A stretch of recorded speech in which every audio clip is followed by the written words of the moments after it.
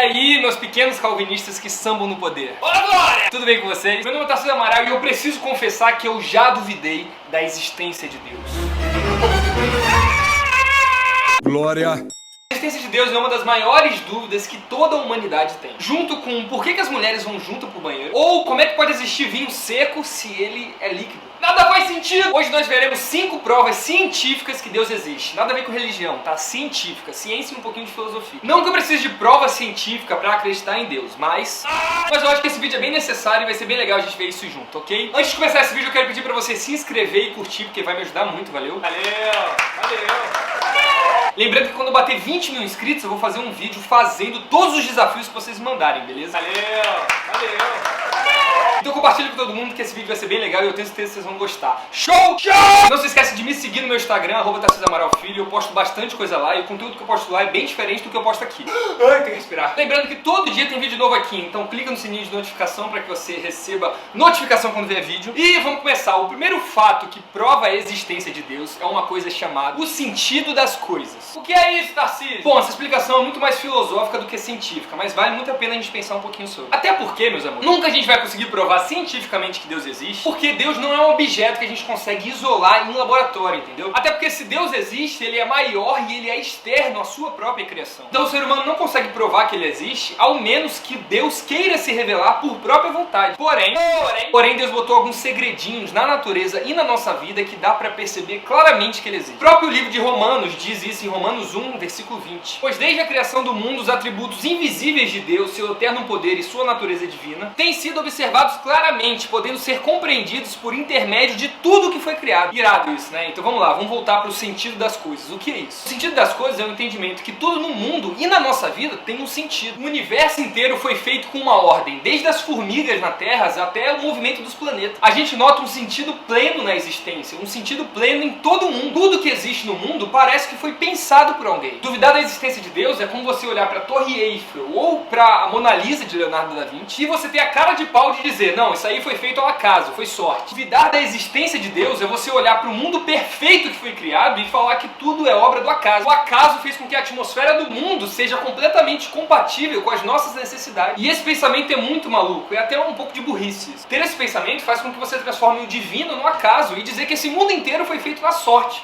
Tipo num paroímpo. Inclusive isso a gente vê nos grandes cientistas. Por exemplo, o próprio Einstein disse que quanto mais ele estudava sobre o universo, mais inevitavelmente ele via que Deus existe. Que é absurdo, meus amados, a gente pensar que um universo que tudo faz sentido foi criado sem sentido algum. Isso é uma mentira. A prova que Deus existe é a perfeição da sua obra, é a perfeição do movimento dos planetas, é a perfeição de um pôr do sol, é a perfeição da lua, é a perfeição da natureza. Tudo isso expressa e reflete a magnitude da glória de Deus. A segunda prova é uma coisa chamada moralidade. A moralidade é um fato interessante na humanidade. O mundo inteiro parece seguir mais ou menos a mesma moralidade. O que é a moralidade? Calma. Moralidade é o entendimento de certo e errado. Inconscientemente, o mundo parece que obedece à mesma moralidade. Por exemplo, me diga uma só nação que mentir, roubar e matar são coisas boas. Uma só. É lógico que você vai dizer, no Brasil tem gente que assassina, que rouba e que faz essas coisas e acha que é coisa boa. Mas não. Se você perguntar para um cara que rouba, ou para um assassino, ou para um cara que mente, ele sempre vai falar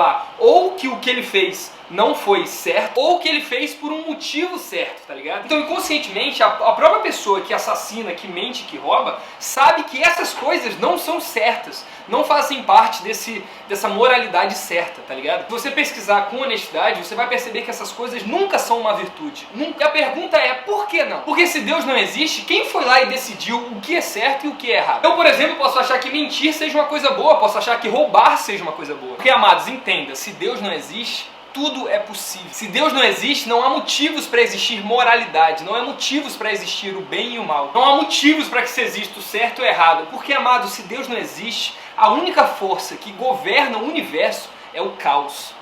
Doideira, né? Terceiro ponto é um negócio chamado o governo do homem. O homem governa sobre toda a criação. E isso é bem claro, né? Não existe nenhuma nação que, sei lá, o jacaré se desenvolveu tanto que hoje ele governa sobre o homem. Ou que, sei lá, os cachorros dominam sobre os homens, porque os cachorros se desenvolveram bem mais que os homens. Não existe. E a pergunta que eu faço pra você é por quê? Porque partindo do pressuposto que Deus não existe e que tudo é uma questão de seleção natural, por que um ser vivo fraco como o homem conseguiu dominar toda a criação, mano? É impossível. A lógica da seleção natural seria plausível plausível se em alguns lugares outros animais tivessem sido desenvolvidos também, mano. Mas não, mano. Curiosamente, coincidentemente, só o homem desenvolveu. Só o homem desenvolveu moralidade, só o homem desenvolveu espiritualidade, só o homem desenvolveu inteligência. É sério mesmo? É sério mesmo que vocês acham isso? Que por uma sorte só o homem se desenvolveu? Lógico que não, amado. O homem domina sobre a criação porque Deus deu a ele esse domínio. Qualquer coisa fora disso é acreditar num milagre da seleção natural baseado em sorte e em achismos que não levam a lugar nenhum. Ponto 4 é um negócio chamado o entendimento do universo. O mais inexplicável do universo é que ele pode ser explicado. Essa foi uma frase que Newton Einstein falou, eu acho que foi Einstein. E isso é bem verdade se a gente pensar. Como, por exemplo, a gente consegue presumir o movimento dos astros lá no universo? Como é que a gente consegue da Terra, assim, nunca tendo para o universo, conseguir descobrir, por exemplo, o tamanho da Lua, a densidade da Lua, o tamanho do raio da Lua? Como é que a gente consegue fazer tudo isso através de teoremas e fórmulas matemáticas humanas? Porque se Deus não existe, isso seria um absurdo, isso seria inexplicável. Porque se o que criou a gente foi o acaso, foi a sorte, foi o Big Bang, como é que a gente consegue interpretar coisas fora do nosso mundo?